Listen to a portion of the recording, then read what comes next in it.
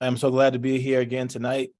How is everybody doing? First of all, let me say thank you. A lot of you sent me emails after last night and was expressing your gratitude about the session and how it was just such an easy session to be a part of and to be engaged in. And some people had some clear walkaways as you walked away from the session last night, and even requested some material. And I appreciate that. It just shows that you were leaned in, and I was saying something that you felt was very valuable, and I appreciate that. I'm looking around. Who is new? Like, who wasn't here last night? Who was not here last night? Yep. Is that Kirsten? Is that how you say that? Yep. All right. Joyce was not here last night. Kirsten was not here last night. Who else was not here last night? Chris. There you go. Chris was not here last night. There you go. All right. Craig was not here last night. I wasn't here last night. I wasn't here. Oh, Mitchell wasn't here last night. Mitchell wasn't here. Mitchell, you're not here now. I don't see your face. We're trying to get it to work. Sorry. This is Rhoda. I got it. Rhoda wasn't here last night either. Got it. No, it's all cool. It's all good. Glad you're here tonight. Yeah, everybody put your cameras on, please. Thank you. And tonight, so I was so appreciative of the Watkins starting this good trend last night of showing family. Oh, here. And everybody, end of the night, if you had your kids around you, if you had some kid around you, you end up putting them on the screen, and it was great seeing all the families together. That was really cool. Not knowing that tonight you will actually need your kid. I should have told you that last night, but tonight I need you to have your son with you, preferably your son, right? Not now, but it's gonna happen. It's gonna happen. And I need you to have a piece of paper, 3 pieces of paper, or either, all right, so we're gonna do 3 different exercises that's gonna involve you using the same paper or using paper 3 different times. So you can have 1 sheet of paper, and you can use front and back, and then 1 by itself, right? So I'll explain to you when we get there, but if you don't have those materials, you probably need to go ahead and get them, right? You have 5, Brittany said I have 5. The one that can write, and they all can write, then you're probably gonna need 15 pieces of paper, right? Or you can just choose one of the boys and say, okay, you're it for tonight, right? But we're gonna do it. We're gonna do an exercise with your son. Just have him on standby, right? Let him know you're gonna be paging them. Tonight, we're gonna have a conversation about how to teach them and get them involved with writing, language arts, and reading. How many of you have sons that love to read? Like you do not have to get them to try to read. Like, they love to read. Got it. All right. Let me go to the next screen. Yep. All right. No, Pete, this is not emotional intelligence tonight. This is about teaching your son or helping your son learn how to read and and write and comprehend. Last night was about the brain. So, all right. So how many of you have young men who you struggle to get to read? Okay, that's the majority of you. Now, think about this. Think about last night and what we talked about in terms of the brain. All right. Bye, Pete. He said bye. Okay. Why do you think that boys, given what we talked about last night, why do you think that it's tough for boys to want to engage in reading and writing and expressing how they're feeling about the reading and writing? Can anybody recall from last night what may be the culprit? Testosterone. Testosterone, and let's go deeper. Why is testosterone the culprit? It makes them want to be more active. Makes them want to be more active, and it also causes them to digest information or get their dopamine from what means? What medium? Auditory, visual, or verbal? Visual. Visual, right? So when you think about what it takes to get it to be involved in reading, one, it takes patience, right? And testosterone doesn't allow for that kind of patience unless the reading material is what? Think about testosterone. Action oriented. Action oriented. Great job, Elizabeth. Action oriented. So that little 30 seconds right there, that's the whole workshop. That's the whole workshop right there, right? And I'm going to talk about that for the rest of the time, but that's the whole. I want you to have that in mind when we talk about the different phases of learn to love, to read, to write, to comprehend, and express. Now, what I want to do, since there's not a lot of us here right now tonight, we got 28. Last night we had like 44, and it may increase. But what I'm going to do is go across my screen, and I'm going to ask everybody, what is one book that you are reading now, or the last book you have read? So while you think about that and get that on paper or get that in your mind, I'm going to say this, that one of the easiest ways to get your young man interested in reading, and especially fathers, especially the men on the camera, right? One of the easiest ways to get them to get into reading is if they see you read.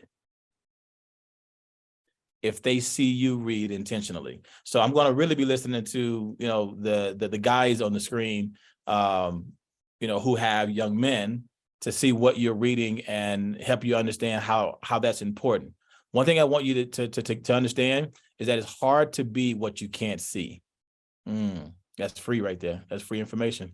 It is hard to be what you can't see. And if I can't see you reading, if I can't see you enjoying books, then I can't convey, you can't convey to me outside of school, which is often a transactional process. You come to school, I give you this. I give you information, you regurgitate it. Like, it's typically a transactional process, not an inspirational process at all, unless you happen to be in a classroom or with someone who understands your humanity and also understands that education should lead to inspiration. Education should lead to inspiration. I'll say this as you continue to think about your one book. I do not read, think about this, education leads to inspiration. Fiction does not inspire me. Therefore, I do not read fiction books. Now, some of you are saying, blasphemy, Dr. Sims, blasphemy. You got to read Harry Potter. You got to read, no, I'll leave that to you guys. I do not read fiction. And here's why. Fiction doesn't inspire me. And here's the other reason. I read, watch this now, I read for impact. And let me explain what that means. When I say I read for impact, I read to see how I can immediately apply what I read to my life personally or professionally. I just bought a book yesterday. It's called The Happiness Advantage.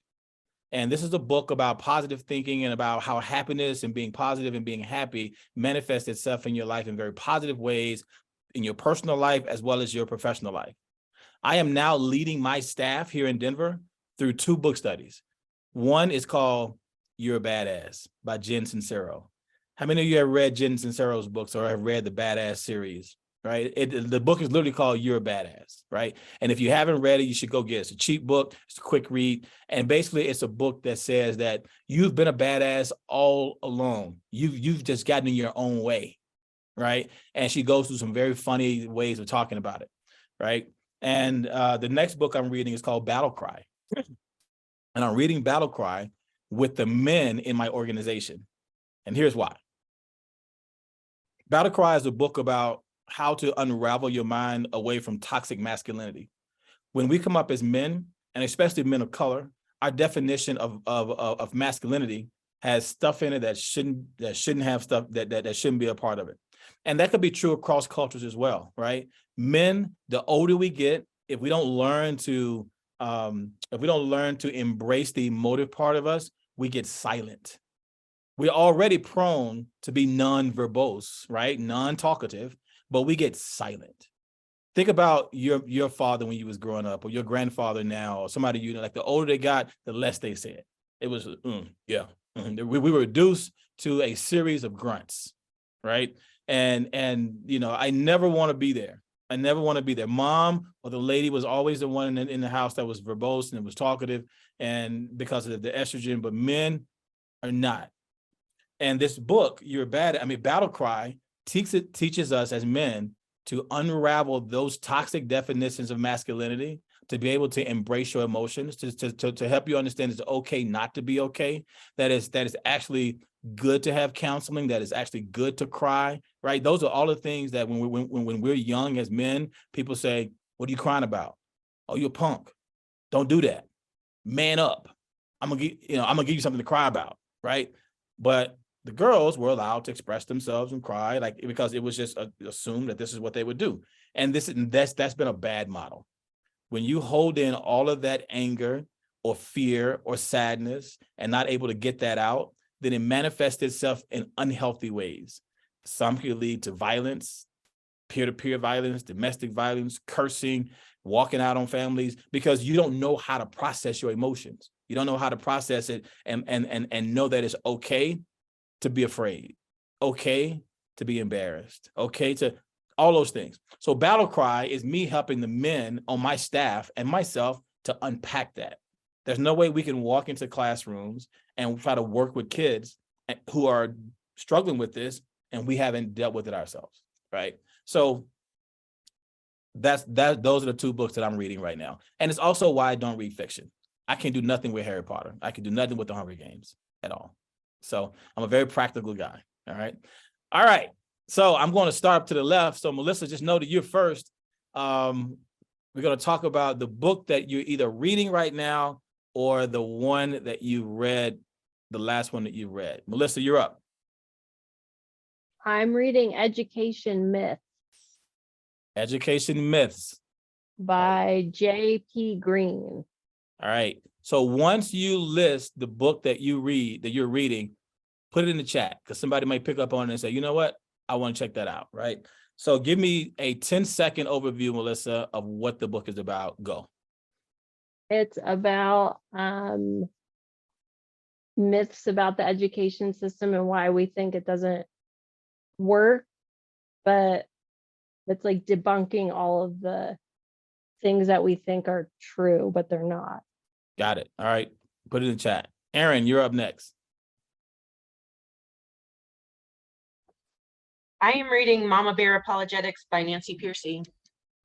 Look at is that your son next to you shaking over there? Yeah. Okay, Mama. Okay, what is it about? It's about combating the lies of the culture.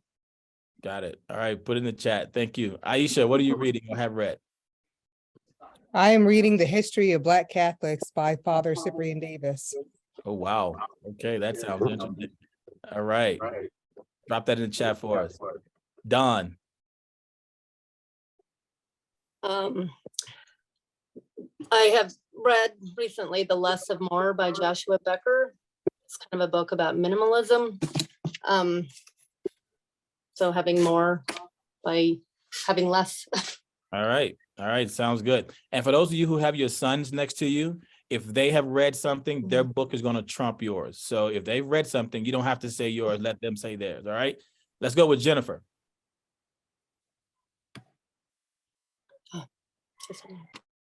Me, Jennifer, is another. Yeah, yep. Okay. I haven't started reading it yet. It was just recommended to me from my son's therapist. It's freeing your child from anxiety. Okay, all right. Drop it in the chat. Drop it in the chat. All right, the Watkins. Who's going to do it? Is that Max right there? Is that Mad Max? This is Andrew. Oh, Andrew. Okay, all right. Sure, let's see. So we just started one called My Side of the Mountain. What is that about, you know? So it's sort of like a boy that ran away from home.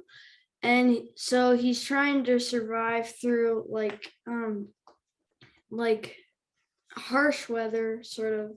And he's gonna probably go on lots of different adventures and stuff. All right, drop that in the chat. My Side of the Mountains. Christina. Hi there. So I'm in college, so primarily I've been reading my art history book. However, the other book I've been reading is How to Really Love. I'm trying to remember the title exactly. I believe it's How to Really Love Your Kids. It's in the other room. I'll grab it before I drop it in the chat. But it's just how kids, they understand love a little bit differently than we do. And so therefore you have to communicate on their level. Okay. Sounds good. All right. And I see that, Rowena. Thank you so much. I appreciate that. What about you, Jim? Jimbo?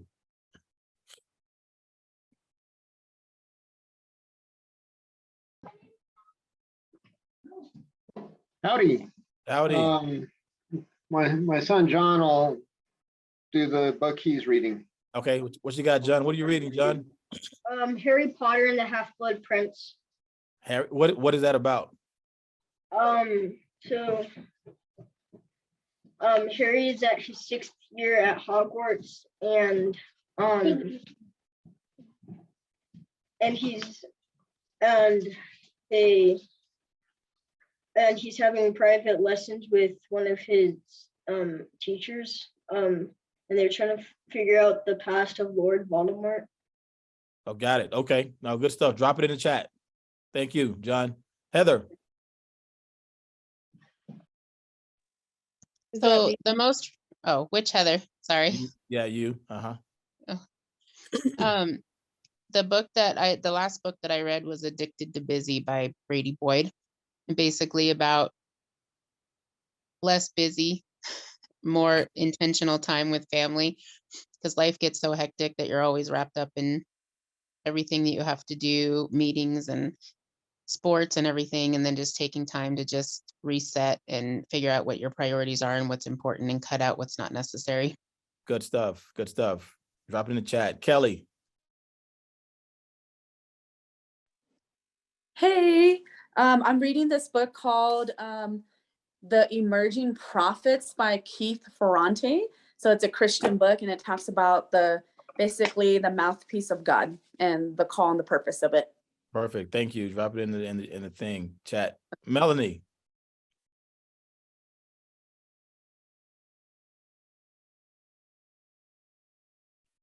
Are you there, Melanie?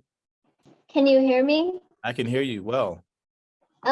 We're reading the Screw Tape Letters by J.R. Tolkien. Okay, good. Drop it in chat. Okay. Crystal. Crystal. Yes.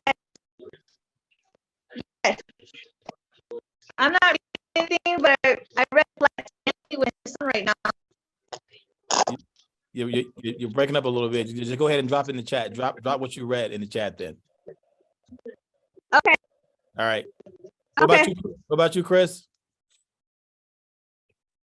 I've been off and on reading The Power of Now by Eckhart Tolle.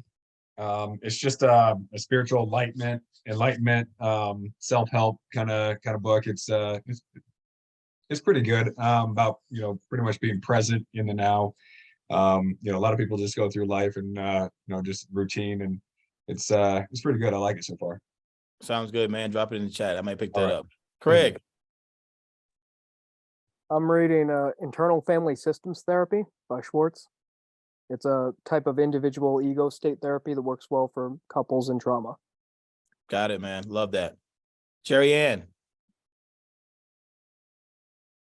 Drop in the chat, Craig. I'm reading Give Them Wings by Carol Kuykendall, and it's preparing for the time when your teen leaves home. So just helping yourself and your teen transition when they graduate high school. Are you about to be an empty nester? No, I've got a younger one that's 15. Okay. 15 and 15. So. All right, good stuff. I'm so glad that everyone is reading something. So go ahead and drop it in the chat, Jerry-Lynn. Caitlin. I am reading Habits of the Household by Justin Early. It's just how to take practical steps towards healthy family habits that point towards Jesus. Love that. Drop it in the chat for us, please. Mitchell. Big Mitchell and Little Mitchell. The book I'm reading is Maniac McGee. It's a battle of a book, and Who's it by? it's by Jerry Spinell. And the story is about like a black side and a white side, and how this kid, his parents died on a bridge accident, so he was born in a dump. So, and this one girl decided, parents let him live with them. And that's all I've gone to, because I've gone to chapter 15. Yeah, no worries, man. That's good stuff, Ed. Drop it in the chat. Somebody might want to pick it up. All right, Kirsten. Go for it. I'm reading The Science of Stuff in book club and by Britt Frank, but I think Liam wants to share too. So All right, go ahead, Liam.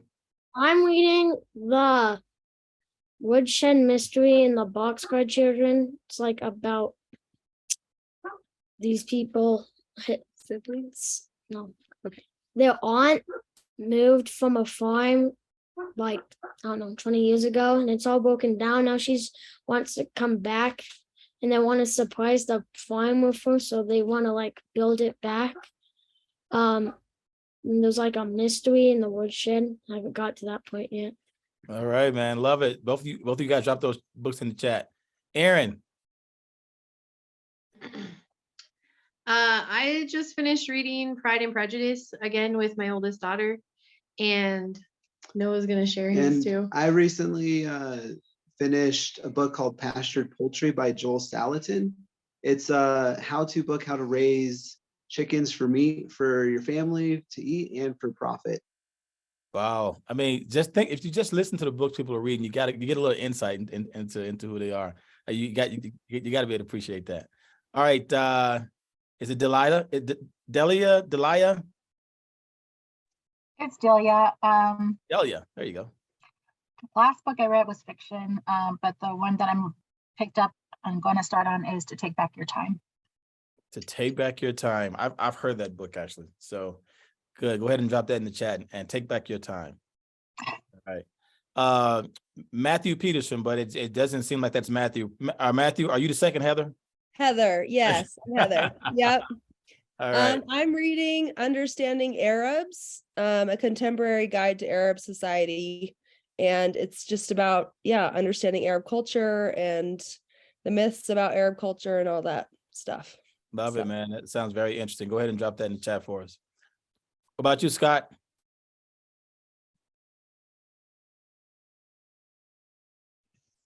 Oh, hey, Jordan. Sorry about that. sorry.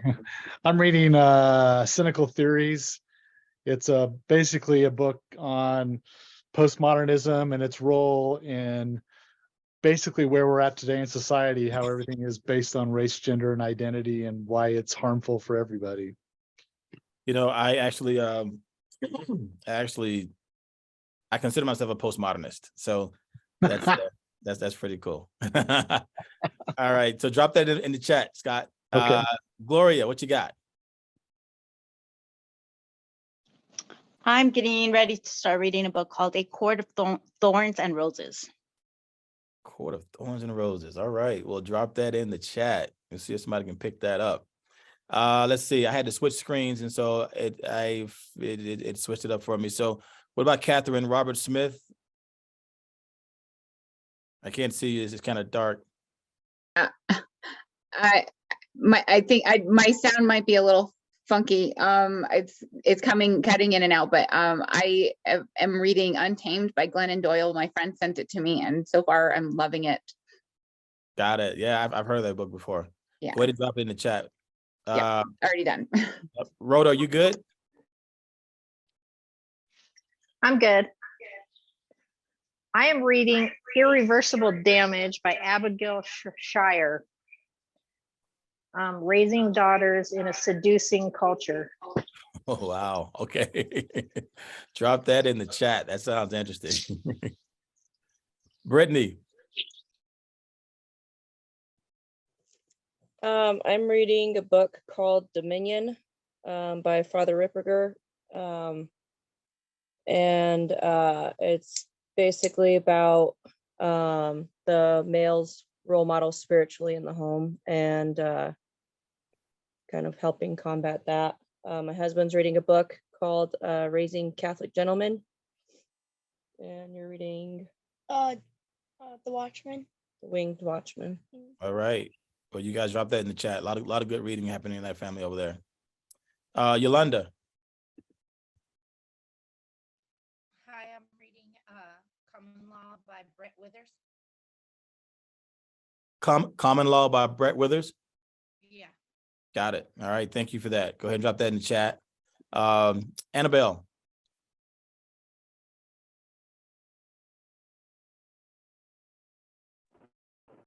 Sorry, I'm driving, but what was the question again? What is a book you're currently reading, or a book, or the last book you read?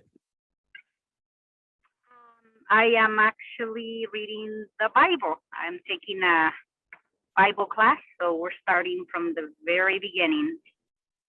That's a good book. Matter of fact, that's a good 30-something books. So good job. All right. Is that Miki? Did I say that right, Miki?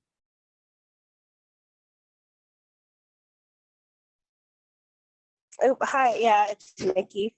Sorry, Nikki. my connection is like not working very good right now, but I wrote in the chat, I haven't really read any books, but I've been trying to read the love languages for children, because I read like the just original one. So I wanted to see what the children one's like, and so far it's pretty good.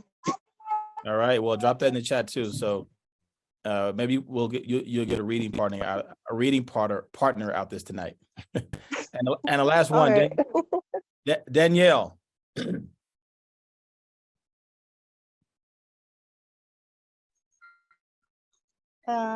I'm reading with my daughter, and we're reading Smells Like Dog by Suzanne Selkors. And it's a funny book about a farm boy named Homer that's trying to take after his uncle, who's a famous treasure hunter, who mysteriously disappears. It's cute. Good stuff. Danielle, were you here last night? No, I actually thought that this was the first meeting and the second one was tomorrow, so I missed it. It's all right, because I was going to say Smells Like Dog sounds like what we talking about last night about boys farting. So it just kind of reminded me of that, but you wouldn't get the reference because you weren't here last night. Yeah. All right, let's get into it. So look, great. Drop those books in there. It's so good to see everybody reading, and especially the boys. And again, it tells you a little bit about who's in the audience, and reading is definitely good for you. All right, so let's talk about how to help you, how to get your young men involved in reading and writing and all those things. So let me get my screen up here, and then I'm going to share it with you. So helping boys learn reading, writing, and language arts. So we're going to go through this phase, and here we are. Bam, there we go. All right, so helping boys learn reading, writing, and language arts. Again, these are our norms, right? We're going to engage in authentic learning. We're going to build new dendrites. Does anybody know what dendrites are?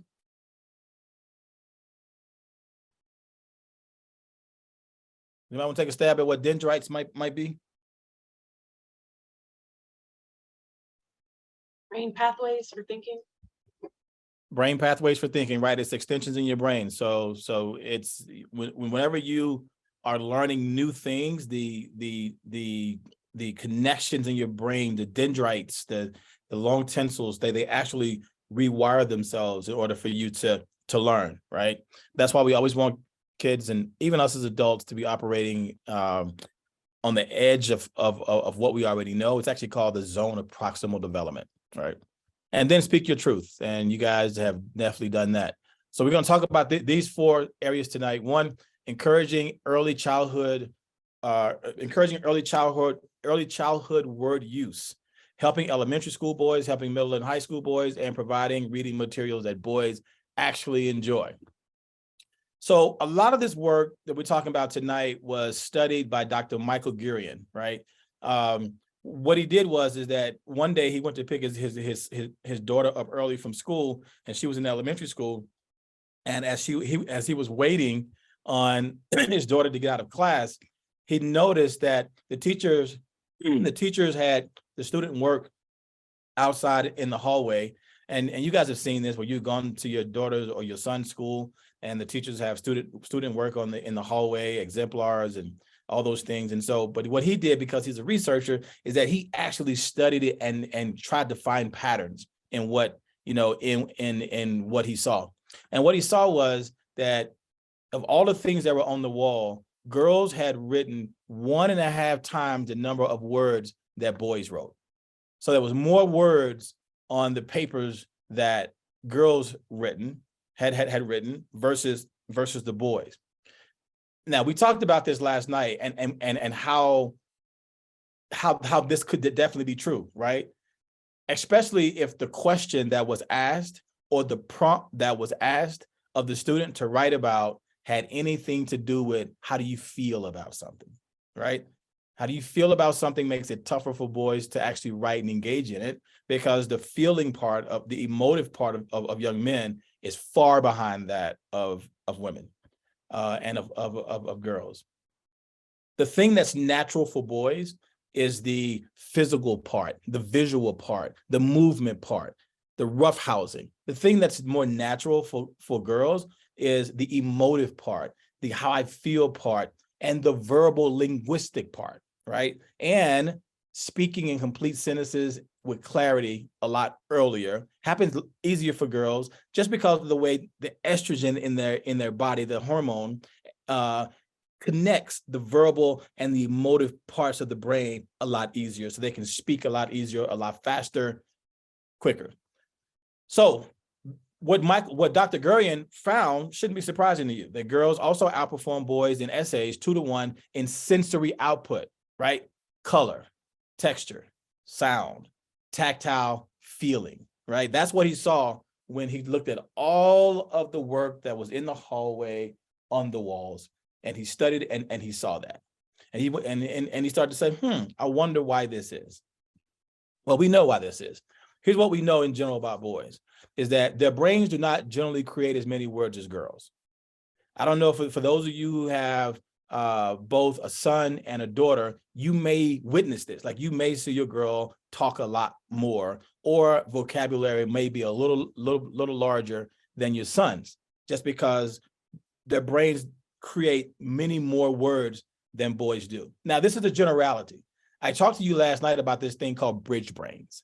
And I said that there are bridge brains that exist both in boys and both in girls. So there are men or boys that are very verbose, talk a lot, have large vocabulary. Like, you want them to shut up. Be like, man, will you just quit talking, right? And then you have ladies who have, women or girls who have bridge brains as well, to where they can take on a lot of the traditional masculine characteristics, not physical, but some of the masculine characteristics, like want to be like a tomboy, very physical, right? Not wordy, but they could be if they need to be. So this is what we know in general, right? Boys also don't use as many words in their writing, unless you ask the young man to write, what would you do and what do you think versus what do you feel? Remember, testosterone causes the emotive and the feeling part to be less developed, and you have to be really intentional about exposing boys to feelings and the emotive piece. Otherwise, they will not develop as quickly. We also know in general that boys don't use as many verbal centers with as many neural pathways from the sensory centers to the verbal centers. So that we talked about that, boys don't talk and write as naturally about sensory details, about feelings and how they feel, and this is what I feel, and tactile, all those things. They don't talk as much about that, right? Girls do. Like, they have the ability to kind of express that a little bit more. So if you ask a young man to write something, and here's the problem with this. The problem with this is that the teachers who are in the schools, and sometimes us who are homeschooling, even when you're homeschooling, here's the irony about homeschooling, is that even when you're homeschooling, the thing that, like, you're mimicking what teachers in the classroom are doing, whether you know it or not, unless you intentionally are doing something different, because people typically teach and parent the way they were taught and parented. They typically teach and parent the way they was taught and parented, unless there was some experience that totally disconnected you from that. Like, for example, I grew up in a household that was very violent. Like my mom, it was very violent. There's a bunch of abuse going on in our home. There's no way as a parent that I'm going to replicate that. Like that was enough trauma in my life to have to put a stopgap in me learning how to parent and the actualization of my parenting. But for the most part, people who don't go through those things typically end up at some point in life saying, wow, I sound just like my dad, or I sound just like my mom, right? And so when you do this as an educator, you typically teach the way you were taught or the way you like to be taught. And you do that as a parent as well. So I want you to think about that for those of you who are homeschooling. Like, I really want you to think about that. And the reason why I want you to think about that is that I don't want you to expect your boys to be able to write with as much vivid sensory details as your girls, because you're fighting against nature at this point. You're fighting against the testosterone in their body and the way that the brain is actually wired. You're fighting against it. So use their strengths and use what it is that they do well, because now you're learning about it. Use that to their advantage in order for them to demonstrate that they understand what you are trying to get them to understand. Let's talk about early childhood. It is really important to encourage word use when in early childhood. I'm talking about preschool. So if we look at preschool, we're thinking about students or boys who are learning to just develop their language. And here's some suggestions that I have for you. One, to get them to start to develop language, make labels for items around the house. Here's the vase. Here's a table. Here's a chair. Here's a mirror. Here's a cup. Here's a plate. Like, literally take these things to take these words to these items. And then you play a game. Now, the reason why you play a game, and I have that bold, is because remember I told you last night about how boys love games, boys love competition. And so this game is a competition. So you're teaching them how to develop their language in a mode that testosterone allows them to learn. This is what our classroom teachers sometimes get wrong, right? This is what they get wrong sometimes. There's a book that, for those of you who are into education and leadership, there's a book called First Break All the Rules. Like that's the name of the book, First Break All the Rules. And it talks about how most people are operating within this frame that they think they can't get outside of, and particularly educators, right? But you can. So First Break All the Rules is a good book for you to take a look at. So you're teaching your young man how to develop language by this game. So you have all these things labeled in the house, and you are going to play this labeling game for him, and you're going to place those words in the correct places in the house. I'm going to put the word cup on the cup, the word chair on the chair, the word bench on the bench. And what you're going to do is that you're going to put them out there, have him to walk around and look at them, and then you're going to take them all away. And then you're going to hand them to him, and you're going to shuffle them up, and then you're going to ask him to go back and label them. It's sort of like playing the game. What's the game called? What's the game where you have all the cards and you turn them down and you try to match them up? What's that game called? It's like, here's the fish was over here, and I can't remember, the fish used to be over here. Anybody know what that card? Memory. Let's call it memory matching right now, right? So it's the same thing. Shuffle them up, index cards, and then have him to place them where they go. By the way, for those of you who are trying to learn a second language, this is a good strategy as well, right? This is a good strategy as well. So congratulate him because it's the game. And then what you're going to do is you're going to add new cards to the deck, and you're going to put a timer on it. So now I'm gonna make the game harder, right? I gave you 5 things. So you got those 5 things. You got them 2 or 3 times. Great job. Congratulate you. Attaboy, right? Now what I want to do is I'm going to add 3 more things to the game, right? I'm going to put a shirt. I'm going to put a book. I'm going to do something else. And then I'm going to time you to get it done. And you got to get it done within this time frame, or you're going to keep doing it over and over again until you can label everything correctly in the right time. Now, what are you doing? You're helping him develop the language. He's actually placing the description of the item on the item, and you're going to ask him to say it, like book, iron, cup, because you're helping him to develop his phonemes. Does anybody, let me stop right there, because I just jumped over into education space. Does anybody not know what phonemes are, or have not heard of phonemic awareness? Well, who has? Has anyone heard of phonemic awareness or phonemes? Christina, can you explain it to everybody? I'm assuming it's much like them learning their phonograms in school. We Yep. practice it in the car. We have practiced it backwards because my son has trouble naming them instead of sounds. So we say the sounds, he names the letter, you know, stuff like that. He's really good at naming the words associated with the sounds. But Yes. So like the yeah, yeah. exactly.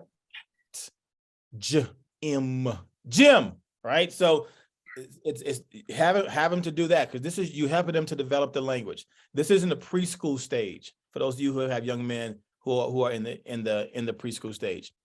Now let's talk about preschool reading. So now they can sound the words, they recognize where it should go, and they're sounding them out, right? D, or they may end up saying or first just because ooh, but door.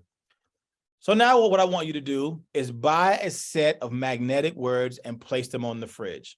Now this is actually pretty fun. I do this with my my grandson that comes. The one I told Kendall, I talked to you about last night. So buy a set of magnetic words and place them on the refrigerator or anywhere in the house where you can where you can stick things that's magnetic. At the same time each day. So it's important to do it at the same time, because you are now helping him get into a routine of, this is when I need to work. This is when I need to do my homework. This is when I need to dedicate this time to that. Moms, you guys are really, really good at, and fathers too. I got an uncle who does as well. You guys are really good with setting, I call it living time, but setting the times of the day where, especially young, like when your kid eats, sleeps, like you try to get in a routine, like, yep, he goes to bed at 6, we're going to eat at 2, take a nap at 3. Like, you're really good at doing that. So all I'm saying is that add this to it. Like, this is a time where he's productive in an academic, cognitive way. So buy a set of magnetic words, place them on the fridge, same time each day, if possible, right? You may have something, life happens. Ask him to move them around to form a sentence, right? So maybe you start off with like 3 of these things on the refrigerator, right? Time to, well, let's see. I love cats. I love dogs. I like to play. Put them on the fridge, shake them up, and then you ask him to form a sentence, right? Have him to go put them there, and also say the words, because we're still practicing language development. I love cats. It's a preschool. I love cats. Then each day, so you congratulate him because it's a game, and you make any connections as necessary. But then once he gets that, you continue to add magnets, add words. I love dogs who bark. I love dogs who run. What you're doing is you're helping him to not only get phonemic awareness and understand language development, but also sentence structure and how to read. But you have to always present it in the form of a game. So can anybody think of, just from these 3 bullets right here, using the magnetic words, what could you do for bullet 4 to make it to continue to make it a game? Anybody have a suggestion just based on this? What could you do for bullet 4 to continue to make it a game? You could time it. There you go. The last one. Yeah. That's what I was hoping to hear. You could time it. Right? Say, hey man, look, you got 20 seconds to make a sentence. You got an egg timer. I'm turning the egg timer on. 20 seconds, go. Now you gotta congratulate him, and you gotta have something to reward him after that. So make sure you have your stuff ready. But that's a way that you can be involved as a parent to help them not only develop language, but also to read and to develop, to learn how to read. Now, they've progressed from preschool and now they're getting into elementary age. So here's some things I suggest with helping him to read and to learn to write in this stage. Start him out with lists. An example I use is a grocery list. So challenge him to make a list of items he wants on the regular list, including one special healthy treat. How many of you parents do like my mom or was like my mom when she was living? How many of you actually still write out a grocery list? Yep. I'm gonna go to the next page, grocery list. All right. And how many of you involve your kids in making the grocery list? All right, 2, 3 of you. All right, 2, 3 of you. All right. So I'm going to show you how to make this a game and helping them learn how to read. Challenge him to make a list of the things that he wants on the regular list, including one special healthy treat. Like, there's always kids that's this one thing they want. Mom, can I get this one thing? Or Dad, this one thing? Pop-Tarts, whatever it is, and put it on the list. Now, if he spells all the words correctly in no more than 3 tries, then you got to give him that treat. So now you're using this motivation for him to learn how to spell, for him to learn how to read, right? You can say, look, Max, I'm going to allow you to put 3 things on the grocery list. And you can put one special thing. So go over there and write down what those 3 things are. Now, he brings them back, you check them. If he doesn't have one of the words right, go back, start over again, right? He gets no more than 3 times, but you got to tell him this. You got to say, look, this item that you want, this treat, I'm going to get it for you, but you got to spell every one of these words correctly to get it, and you get 3 attempts at it, right? So let him do that. And then once you get to the car, once you get to the grocery store, you can have him to read the label of the foods that he selected. So if he happens to in the 4th grade know how to spell spaghetti, and he put spaghetti on the list and he got the spelling right, then he has to go find those items and bring them back to you. That way you know that he knows how to recognize words, and he also knows exactly what the item is, right? He's going to try his best because guess what? You're playing a game. He's motivated to get that treat, whatever that treat is, right? He's trying to get the treat. You're teaching without him knowing, right? So that's something I did with Kendall, and it worked perfectly. Another suggestion is to use visual dictionaries. Now, I'm going to stop right here and give you a pop quiz. Why visual dictionaries?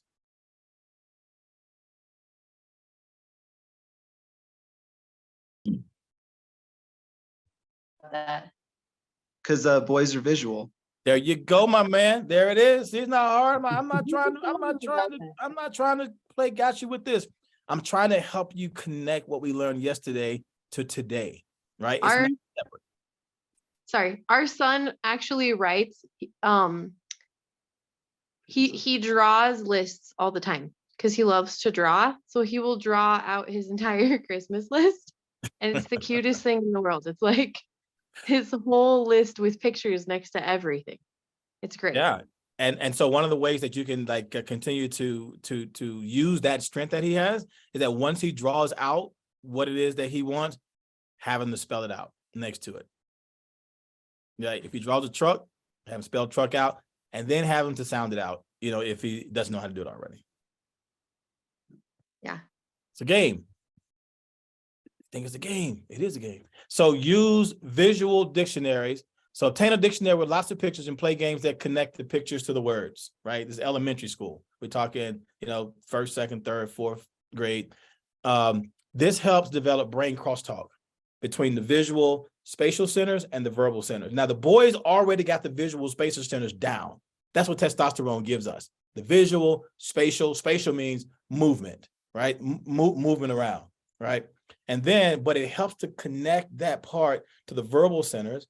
the part that girls develop a lot faster.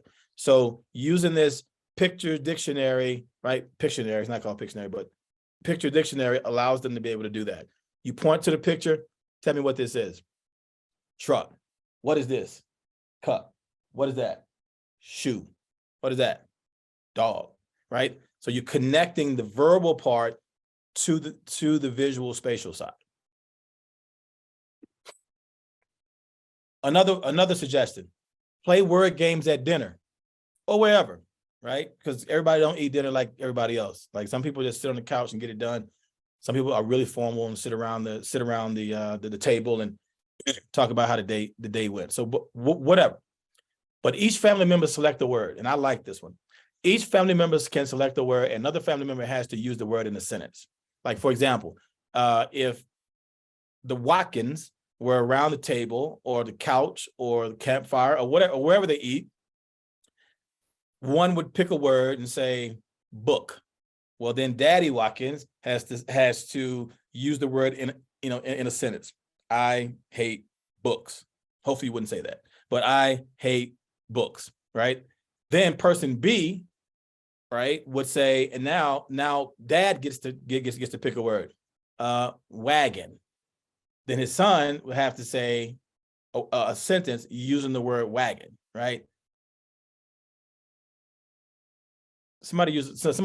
I'm having a problem trying to find a sentence with the word wagon in it. Chris, give me a sentence, man, with the word wagon.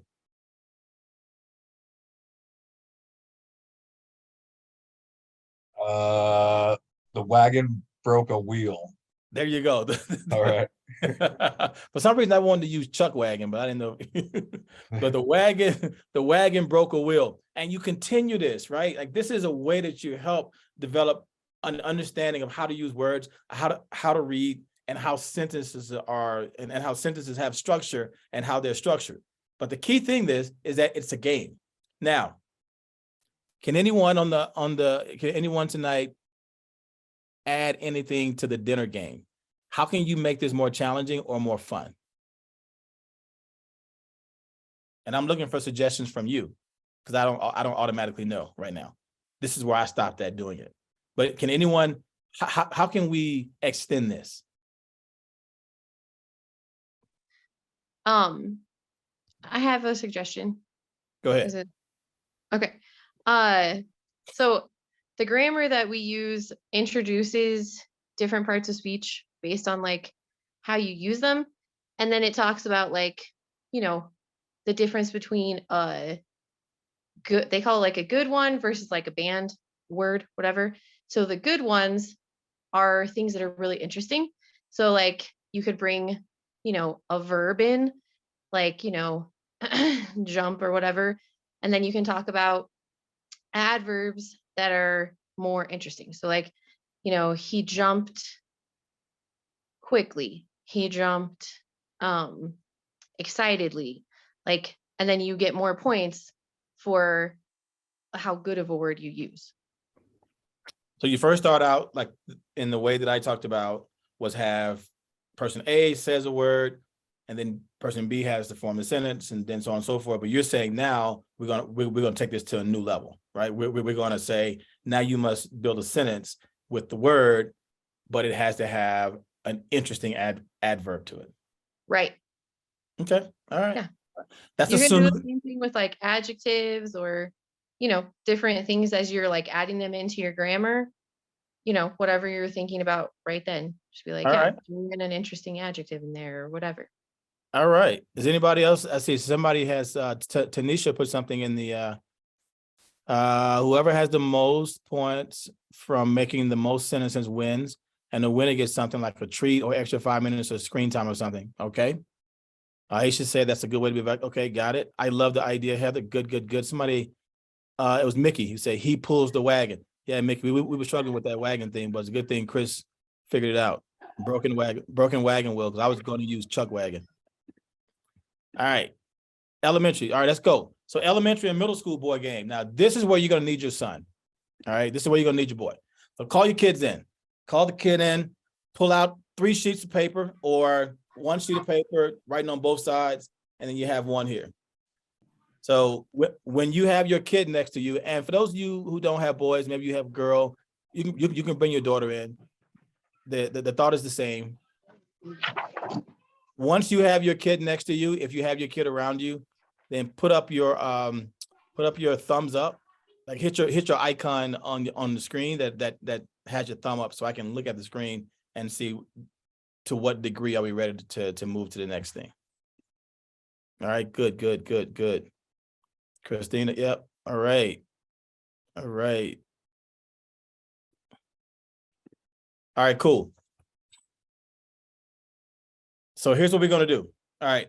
So what I want you to do is take the sheet of paper, and I want you to write the name of your son's first name in a vertical line. So if his name is Marcus, it's going to be M, then the A, then the R, then the C, then the U, then the S, all in a vertical line. So I'm gonna give you 20 seconds for you to do that. Yeah, Gloria, do not pull him out the shower.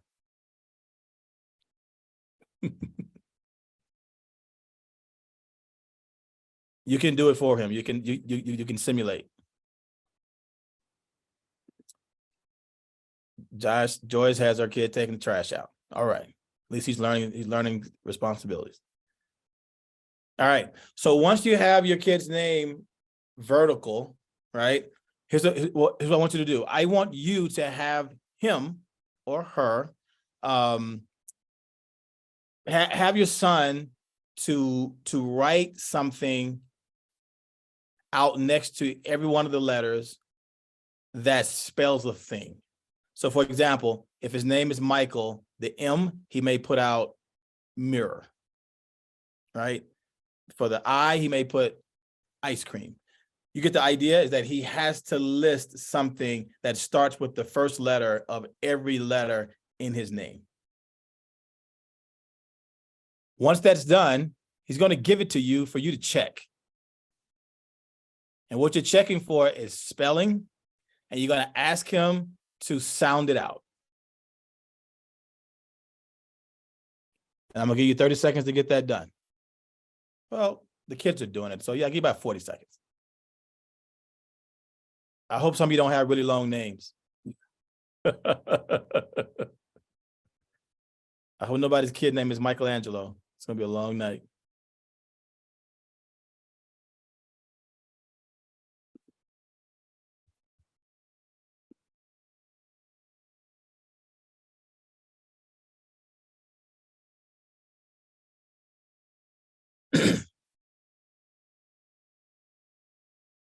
All right, Heather, yep, I see you checking it.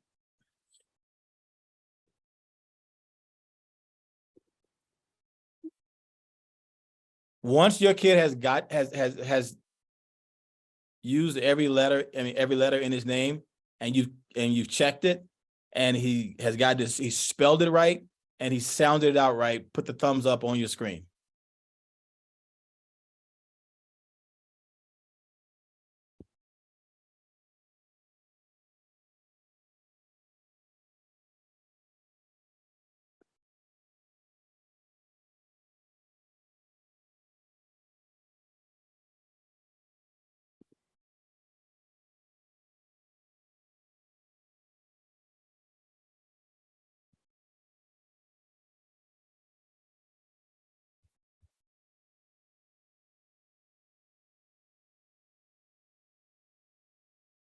All right, okay. All right. Got it. Okay. So if now what I want you to do, because you have your cameras on, is that if you're ready to go, if your son got it right, and if he pronounced it right, enunciated it right, put your thumb up. Let me know you're ready to go. Just put your physical thumb up. There you go. Good job. Good job. Good job. Good job. Good job. All right. Good job. Good job. Good job. All right. Bet. All right. So now you're going to take the second sheet of paper, or you're going to turn it over on the other side. You're going to write his name again in a vertical line, and now he has to come up with different items. Now he has to come up with different items. And I'm gonna give you 40 seconds to do it again. Different items. He can't write the same word over again. Now, for those of you who do not have kids and you're not doing it because you don't have your son around, your kids around, you have permission to go ahead and turn your cameras off. What it does, it allows me to see the ones who are doing it to get a visual of where they are. Good. All right.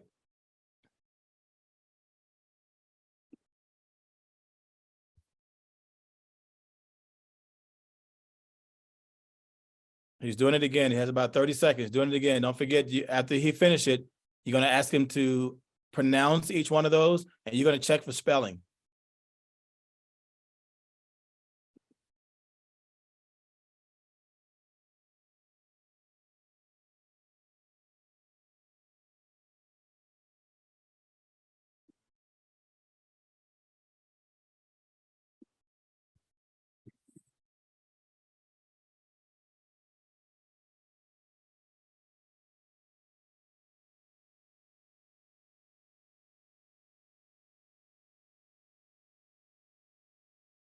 Erin has the camera on her son. I see him working.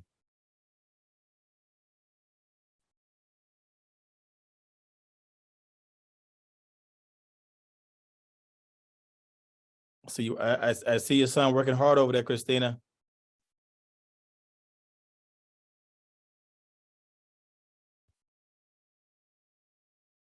See the Watkins are over there smiling like they're on a game show. They're ready.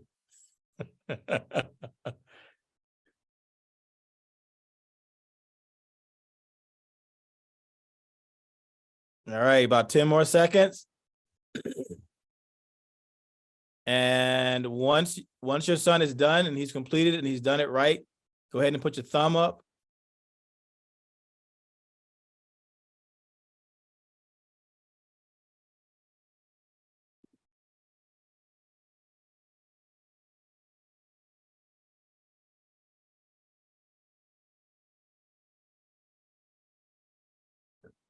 All right, good job. Good job. Now, one more round, but I'm gonna add a twist to it. One more round, I'm gonna add a twist to it. Here's the twist. Parent, you write your name now. You write your name. Elizabeth, that's gonna be, yeah. So you so you write your name and your, oh yeah, Mitchell, yep. And your son is gonna have to do the same thing, but with your name.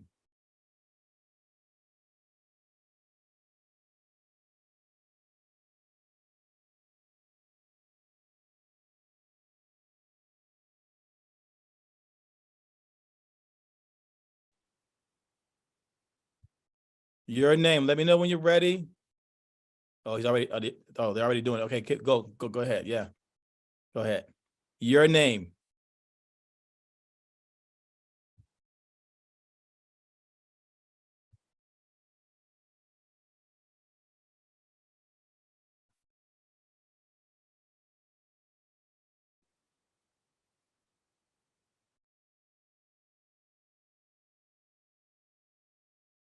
I see the Gibson family over there working. I see you guys working hard over there, Brittany.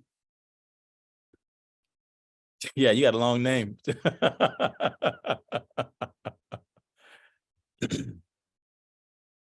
Mickey, you're done. Mickey put her thumb up.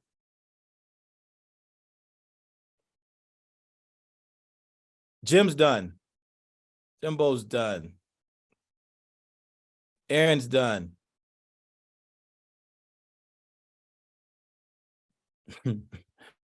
How's it coming over there, Watkins? Oh yeah, Christina, yeah, you got one too. You got a longer name too. Everybody wish their mom's name was Cat right now. Rowena has it done. Melody has it done. That's right. Drop the things in there. Elizabeth, yep. All right.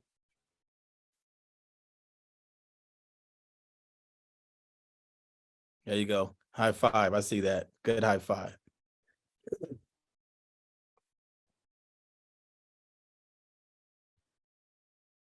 All right, let's move to the last step, and then we're gonna keep going. Here's the last step. I'm gonna give you a word to write.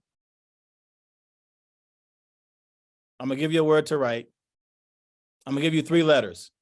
Actually, I'm gonna give you 3 letters, and you write the letters vertically. The first letter is B. So parent, you write it. The first letter is B.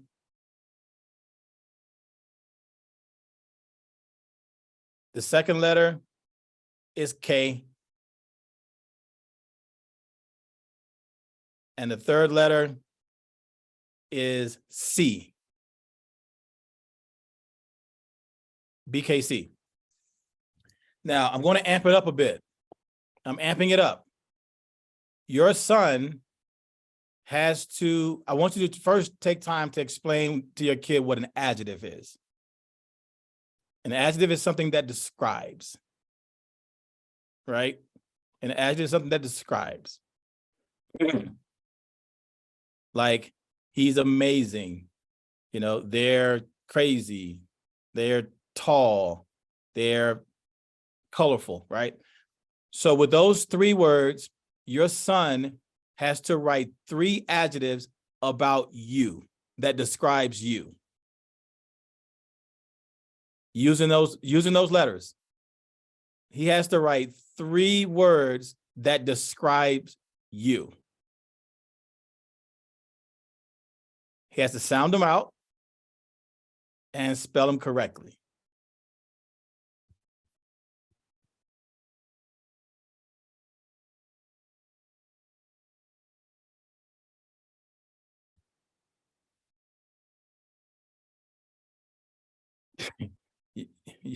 You're gonna learn real quick what your son thinks, how he describes you.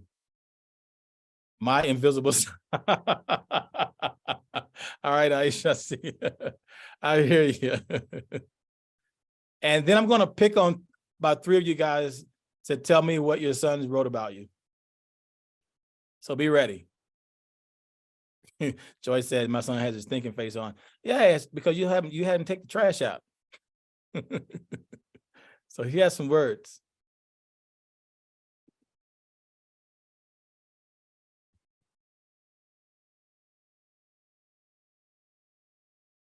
Three words that describes you.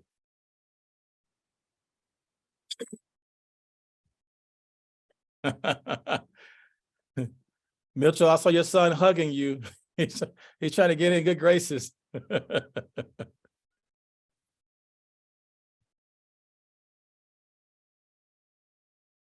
All right, cool. I'm gonna pick. I said 3. I'm gonna do 4 because this is way too cute. I'm watching everybody work really hard. So the 4 people I'm going to pick. I'm going to start first with Jimbo. Hey, Jordan, you want? What are the 3 words that you wrote to describe your dad? I wrote brave, kind, and cool. I love it, man. Brave, kind, and cool. All right, good job, good job. All the snaps, all the snaps. All right, the next family I'm going to go to is the Henry family. Let's go, Mitchell. What are the 3 words you wrote about your dad? So something I wrote is boring because sometimes he is boring because he has to go to work on Saturday. And another one I wrote is caring because he gets food for us and stuff, and he goes to work so he can get money. And kind because he told me to write it because I didn't know anything. He couldn't think of a K. Yeah, I wrote it kind. Also, I didn't know what else was like, so I wrote whatever popped up in my head. All right, good job, good job, good job. All right, we're gonna go down to we're gonna move over to the Gibson family now. So Brittany, let your son tell us what he wrote about you. I wrote beautiful because she's beautiful. Did he say right? Right, yeah. Right? And then I wrote kind and colorful because she's colorful. All right, good job. All right, good, thank you. And the last family I'm going to go over is to the Ames family. Come on, Rowena. Let's see what your young man wrote about you.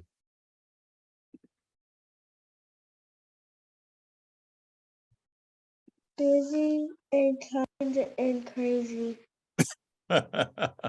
Busy, kind, and crazy. All right, good job. Does anybody who I did not call on son wrote something like, I got to share this? Anyone got to share this? All right. All right, cool. All right, we'll move on then. We'll move on. The point is that this game, right? Like you have to play these kind of games in order to get them to be, because, you know, if they enjoy this, they're going to want to do it over and over again. But with it, and in them wanting to do it over and over again, they're going to continue to learn language development, continue to learn reading, and they're going to enjoy this process, right? And it's especially important for boys. All right, let's talk about those of you who have kids in middle and high school, right? Let's look at some suggestions for them. The first suggestion I have is do homework with your son, right? Be a focus coach. I call this a focus coach. And what a focus coach is that you are there helping him. And the reason helping him to spend at least an hour focused on that report he has to write, that book he needs to read, that presentation he has to write. Let me ask you a question. Based on the conversation that we had yesterday about the impact of testosterone, why is it called why does it make sense for it to be called a focus coach? And for those of you who are off camera, please come back on camera now. So I forgot to tell you that. Please come back on camera now. But why do you call this? Why would we call this person? Why would we call you why would we call you a focus coach at this time? Because getting them to sit still and focus is difficult. And because of what? Testosterone. There you go. All right, there you go. So you're a focus coach at that time. So do homework with your son if you can. Like if you have time at home to do that, and if you're not working 2 and 3 jobs to make it work, and we know people have to do that sometimes, but if you can, be a focus coach, whether it's during the week or on the weekends, to where you can help him focus, help him mitigate the impact of testosterone. Screen time. Link screen time with study rewards. And I talked a lot last night about the last presentation I did called The Dangers of Screen Time. And that's why I'm linking screen time with rewards. So the visual stimulus of video games or the screen time on the phone must now become a reward rather than an entitlement. So after you do focus time with him for an hour or 45 minutes, right? If he focuses and does it right, then you say, okay, you can play video games. Okay, now you can have your phone to play your games.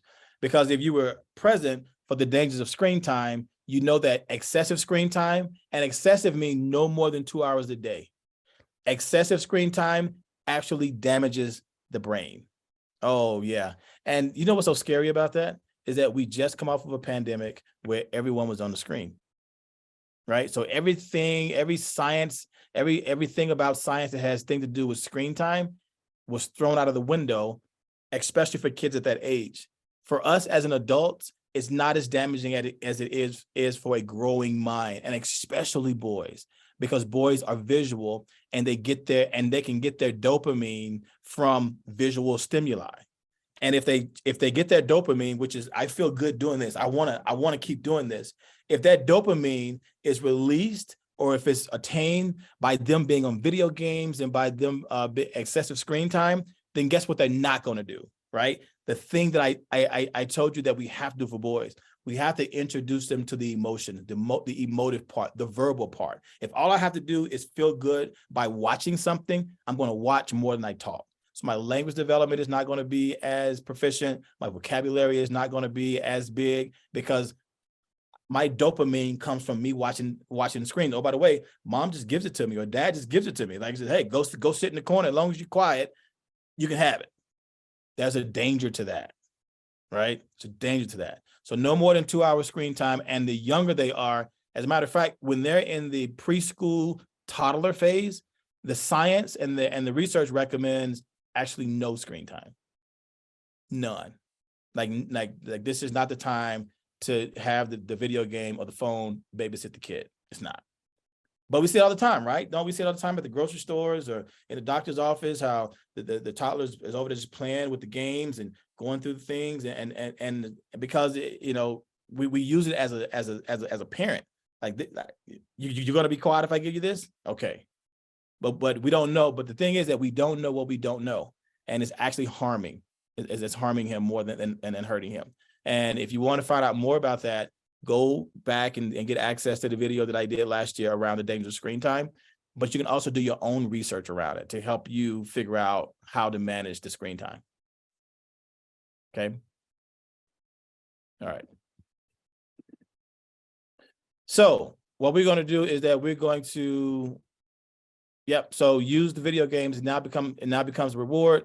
And again, no more than a couple of hours in doing that. Provide reading materials that he actually enjoy.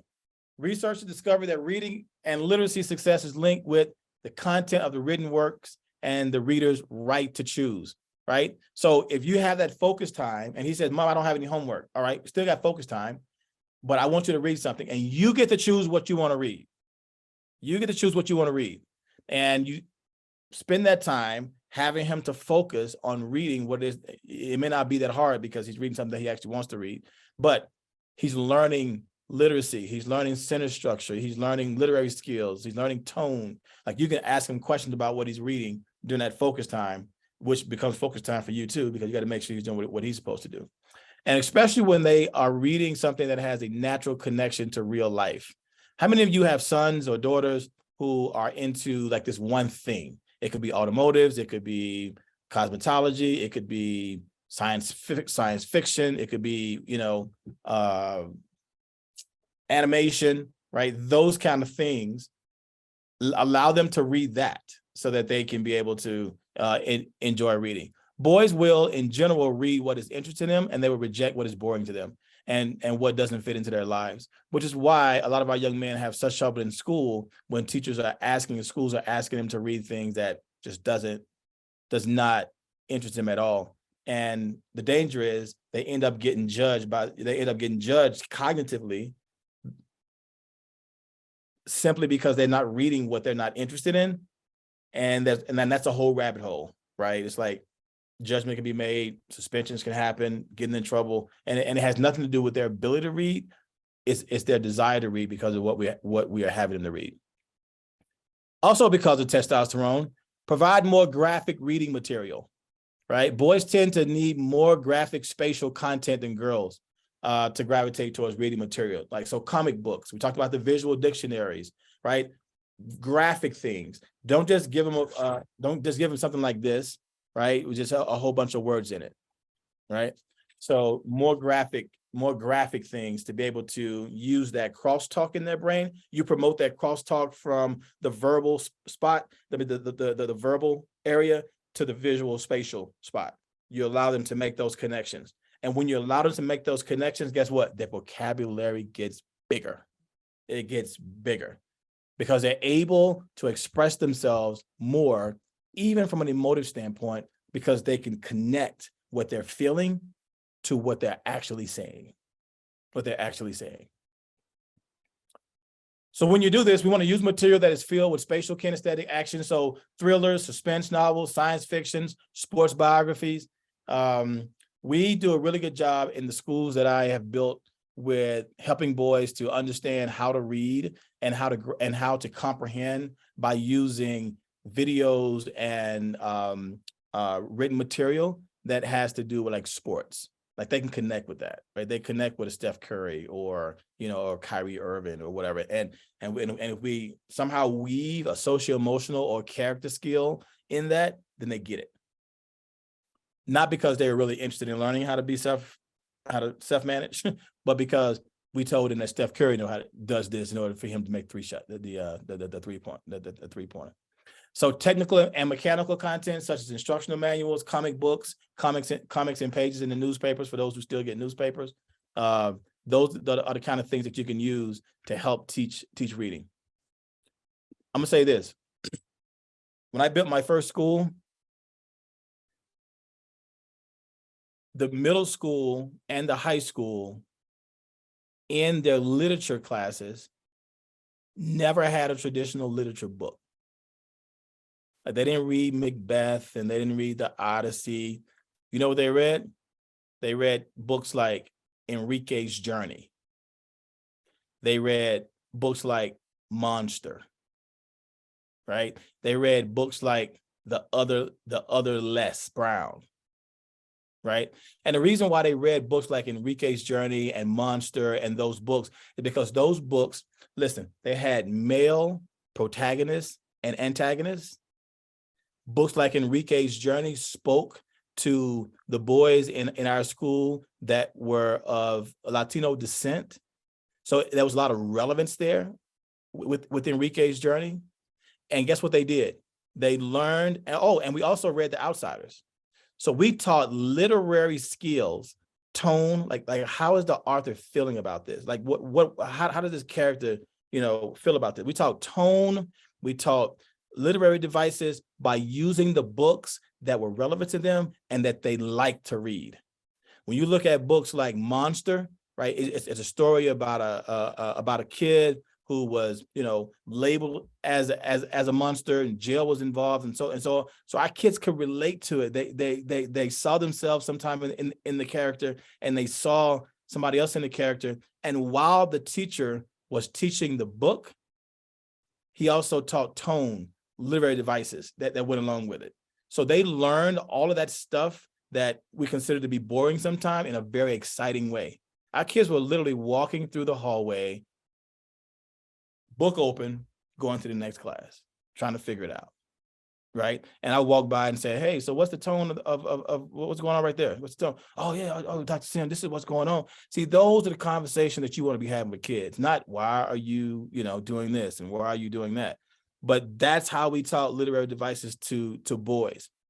The first year I had my first school, our boys' reading levels grew 1.5. We had 85% of our boys grow 1.5 grade levels in 1 year. And you tell me boys don't read. When I travel the country and talk to teachers, they say, well, boys don't like to read. I said, that's the biggest lie somebody ever told you. It's not that boys don't like to read. It's that boys don't like to read what we ask them to read from a traditional standpoint. And you know where I got that idea from? The book I told you to get when I first opened up. First, break all the rules. That's a manifestation or a very practical way to understand what that book, First, Break All the Rules, mean. No one would think that I can teach literary devices out of a comic book or a book like Enrique's Journey or Monster or Outsiders or Greaser, right? But you can. But first we broke all the rules and thought outside the box.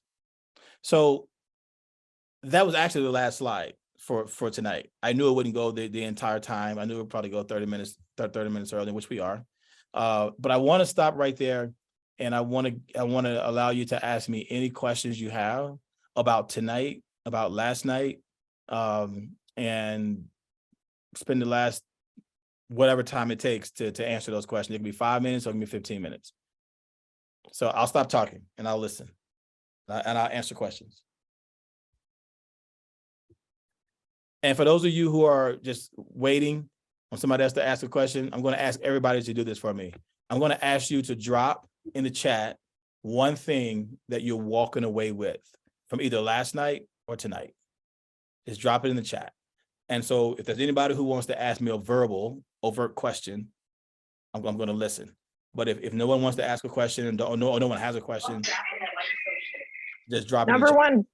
Number one book you would recommend for boys? Age 12 to 15. That's easy.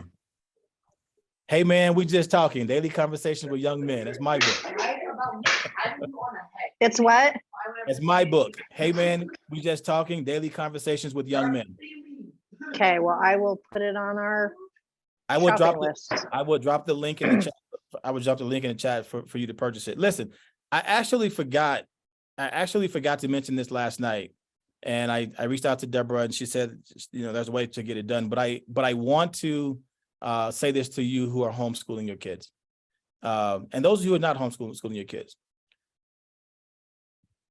That book that I wrote called Hey Man, We Just Talking Daily Conversations with Young Men has a curriculum that goes with it, an SEL curriculum, social emotional learning curriculum.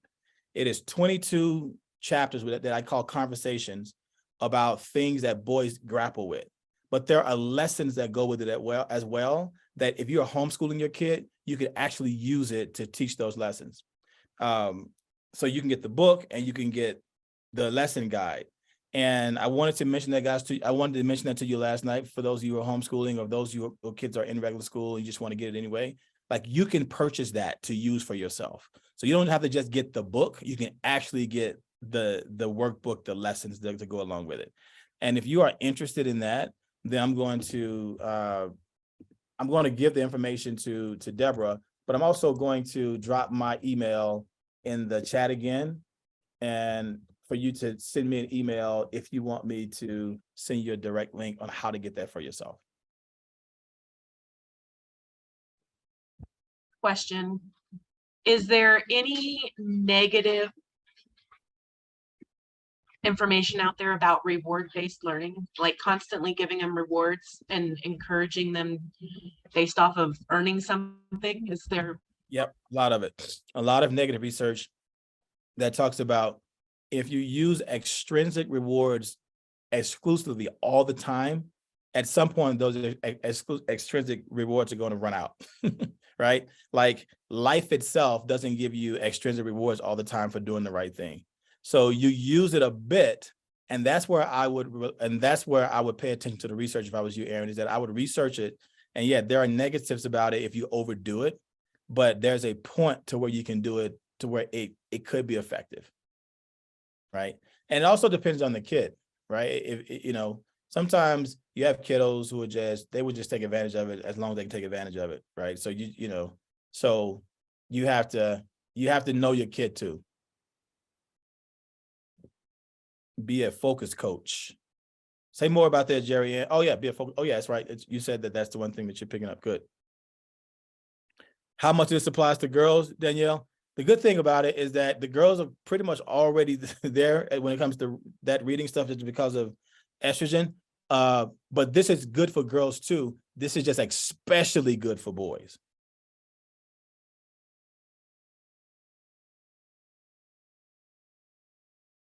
Brittany, you got your hand up. What you got? Right, so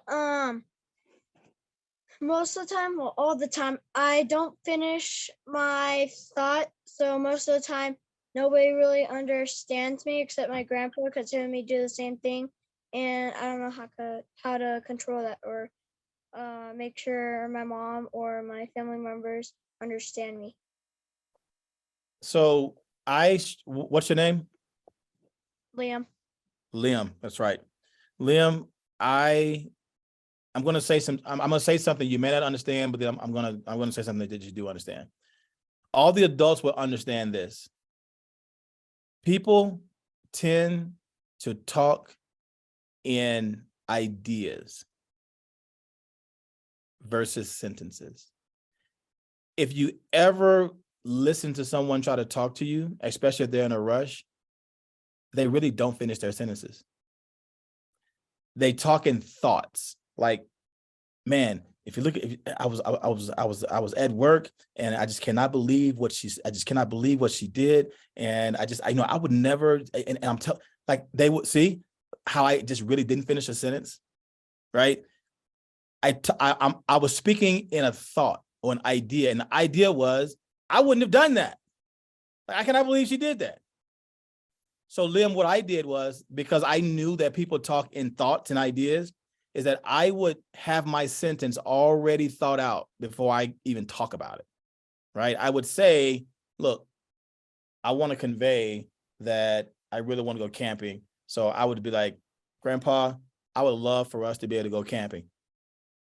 A lot of times we don't finish our thoughts because we are competing against somebody else saying something, or we're trying to get it out so quickly.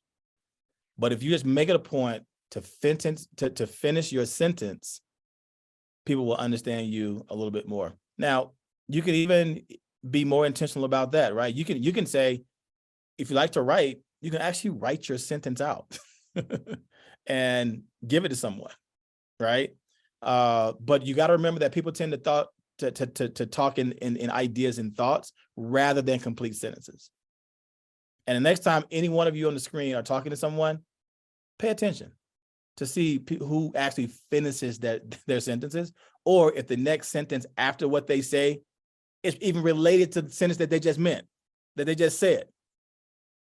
You know, look, I was getting ready to go to the store and I cannot believe what she said to me. Did you? I'm like, that has nothing to do. And for somebody who, like me, who thinks in a very linear pattern, it drives me nuts because people can switch the conversation up and I don't know you switch the conversation up. I'm like, wait, hold on. Because I'm the kind of person that I got to close out one thing before we get to the next. Like, let's close this out. Are we good? We're good. All right, now let's move on. So pay attention to it. It may be you. It may be you. Let me know how you do with that, Liam. If you guys paid attention to me over the last 2 days, you would have seen how I talk in thoughts and in ideas.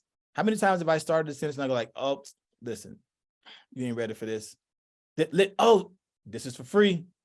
Because I'm talking in thoughts. I'm trying to get this idea across to you rather than complete sentences. Now, the good thing, now, Lynn, what you brought up was another point, right? And see, I'm talking in thoughts right now, right? I'm talking in thoughts. The other point is that people tend to not be as proficient in writing because they talk in thoughts. And when you look at writing and the conventions behind sentence structure, it requires you to start with a topic sentence and have 2 or 3 supporting sentences, and then you need to end with a concluding sentence. None of us talk that way, right? You walk in the house and you say, look, because eating good is nutritionist, I want a great meal. If we have some vegetables tonight, that would lend itself to us having nutrition. The vegetable that I really would love to have is Brussels sprouts, but we can wrap it up with bacon. Now, I know bacon is not as nutritious as it should be, but if we have a dinner that is a foundation in vegetables, then we would have a more nutritious dinner overall. Like, who talks like that? See, every sentence was built on every other sentence. We don't talk like that. We talk in thoughts and patterns. We're talking ideas. Hey man, we're trying to eat healthy. Let's just eat this right here. And we just really cannot eat that ice cream right there. And you know, I was at the movies the other day and I got some buns, some juicy fruits. And you're like, I don't know what you're talking about. Bottom line is you don't want chicken. Is that what it is? So that's how it goes. So Lim, you're not alone. And in the words of Michael Jackson, you are not alone. I am here with you. Though you're in Springs. Thank you. Yeah, absolutely, man. Absolutely. Any other questions? I do have a question. Go ahead. Again, first of all, just thank you. The past couple nights, it's been incredible. Thank you. But my question is about, again, middle school boys. I have the privilege of teaching a group of amazing middle school boys, grammar, lit, history, and the majority of boys that I have are, you know, they learn differently than the traditional classroom. So when teaching like grammar and lit, I loved your ideas of games, but like teaching all of those different parts of speech, if they're just doing it on a worksheet, I've seen it's kind of fruitless. I haven't been seeing a whole lot of results there. And so would you recommend just taking that acronym game and just using that for all of the different parts of speech as we're going through that? And so I'd just love to hear more ideas from you on games that we could use for grammar or lit, or maybe that's in your book. It's not in the book. Okay. So the book is all about social emotional, like boys developing themselves and dealing with issues. But I like that idea. I like that of using the game, like the acronym, to be able to teach the parts of speech. And for the boys, do you remember this game called musical chairs? right? And so you got the music going and they reduce the chairs and pretty soon there's a winner, right? So I would do the same thing. I would start out with that and then you put a timer on it.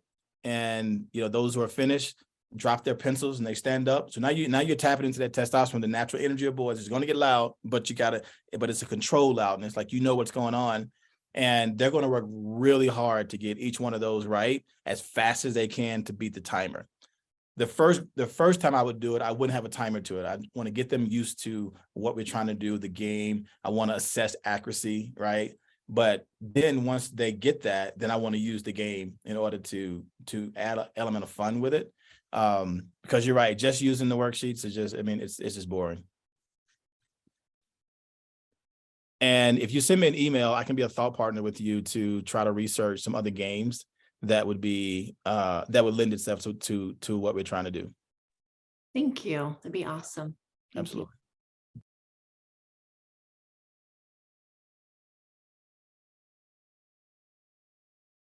Anyone else? I have a question that's not just limited to boys, but I notice a lot of young people feel like they need to get up and move. So is there a way to incorporate that in the classroom without distracting teachers or maybe other students so that they can grasp on some of the stuff? Because I know a lot of adults can't sit still. Yeah. So in these classrooms. yeah, two things that I talk to teachers about doing. One is brain breaks. So teach for 15 to 20 minutes, have a 5-minute brain break.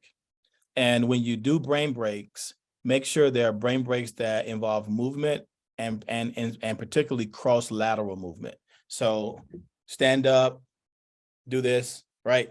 Cross your arms here, cross your arms above your head, cross your legs, move around. And the reason why you're asking them to do the crossing is that it actually promotes a deeper movement of information from your short-term memory to your long-term memory, right? From your short-term memory to your long-term memory. They think they're playing, but that is actual like movement. This kind of movement promotes crosstalk between brain hemispheres. Because the brain is saying, oh, we're disoriented right now. All right. And so it's actually increasing crosstalk, but it actually helps move things a lot easier and deeper from short-term memory to long-term memory, which, and I'm going to get a little nerdy on you here, which reduces cognitive load. So I'm going to invite you to research the term cognitive load theory. Cognitive load theory. And what cognitive load theory is, it tells you that as humans, we really only have the ability to keep about 2 or 3 thoughts on our minds without them falling off. And it also and cognitive load theory also will help inform you about what things don't go together. Like, for example, reading something and watching a video at the same time actually makes it harder to comprehend, because you're competing with the visual and the words. You're competing with it, and so it doesn't allow you to really. It doesn't allow you to really take in and comprehend what's happening, right? Now, one no is to play music while you're teaching, or like for those of you who homeschool or you have your kids doing homework during that focus time. If you play music with words, that is putting more cognitive strain on him to try to move information from short-term to long-term memory. Here's why. And especially if he knows the words, he's internally competing against what information he's trying to get in. He's clogging those filters up with the words of the song. So one of the things that for teachers who say, I like to play music in my classrooms, one of the things I asked them to do, I said, look, there's nothing wrong playing music in your classrooms, but here's what I want you to do. I want you to take away the words, and I want you to play songs that they don't know. Because even if you put, say Snoop Dogg, Gin and Juice on, and you got just the instrumental, they know the words. Like, they're going to start singing them. Rolling down the street. Like they're going to do it. They don't need words for that. So what I would do is that I would Google, and I would Google or YouTube. I would always use, I said, Latin hip hop instrumentals. German hip hop instrumentals. Like I just went as far as way that I know that they're just not going to get it, right? But you're also going to have some people, some kids who are just musically inclined, and they're gonna just start, you know. But they're gonna be few and far between. So yeah, so cognitive load theory, the music, the competing, and then the next thing is what is an instructional strategy called gallery walks. And so for those teachers may know about gallery walks is when you actually have the students to engage in material that you post on the walls. So you have sticky chart paper and you said, hey guys, you're gonna spend two minutes at each one of these charts, and then I'm gonna blow a whistle or whatever it is, and you're gonna rotate. So they are working with the information, they're writing, they're doing their thing, they're taking whatever, you blow the whistle, boop, now they rotate. So now you got the movement piece in. So for those kids who got to get up and move, you get a 2-for-1 on this one. Education and academic concentration, but they get to move. And they rotate around the classroom or around the house. So look up gallery walks as well. Look up the instructional strategy gallery walks to get a more in-depth understanding of it. Thank you. Yep, you're welcome.